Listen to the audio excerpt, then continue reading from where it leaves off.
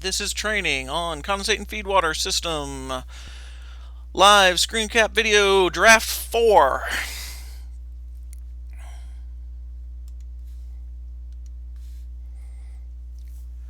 Alright, so we're going to be taking water from the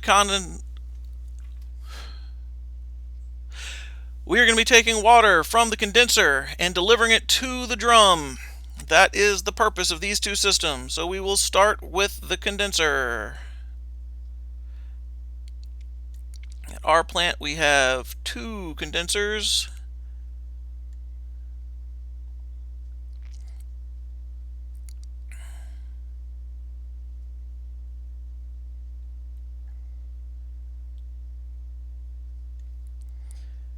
You have a water level. The water comes from steam being condensed back, forms water. You take your suction off of one side, and the water that comes to that side mixes with the other first before going to the side. You go from the condenser through a block valve, through an inlet strainer, into a condensate pump, to a discharge, to a check valve, and then to a discharge valve.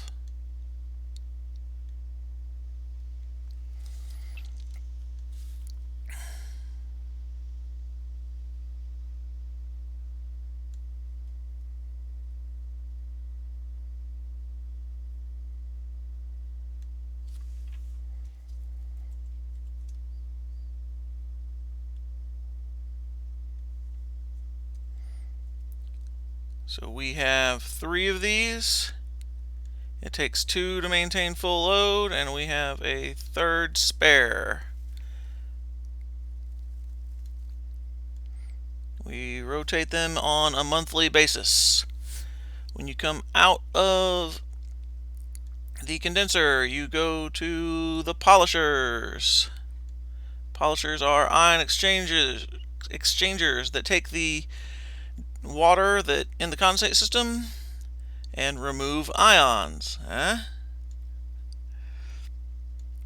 You also have a bypass around the polishers. Let's see. After the polishers, we go into the gland steam exhaust condenser, where the condensate water cools the steam coming off of the steam seals and converts it back into water. After the gland steam exhaust condenser, we go to the DA level control valves. There are 3 DA level control valves. Each you have one valve is capable of maintaining full load, and you have a 100% spare for it, and then you have a 3rd one that is smaller than the other 2 for finer control at low loads. After the DA level control valves, we go to the drain cooler, where the gland steam exhaust condenser is a U-tube and shell type heater. The drain cooler is a single pass tube and shell heater with water on both sides. After the drain cooler, we come out and we go to heaters 1A and 1B. And these are also U-tube and shell type heaters.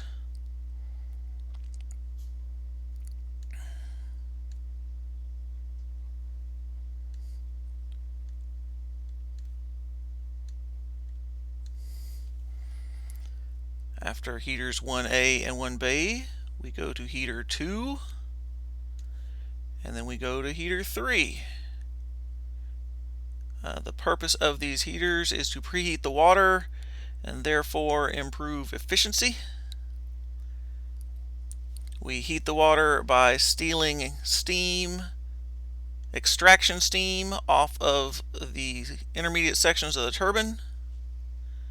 And since we've already gotten work out of that steam, it is cheaper.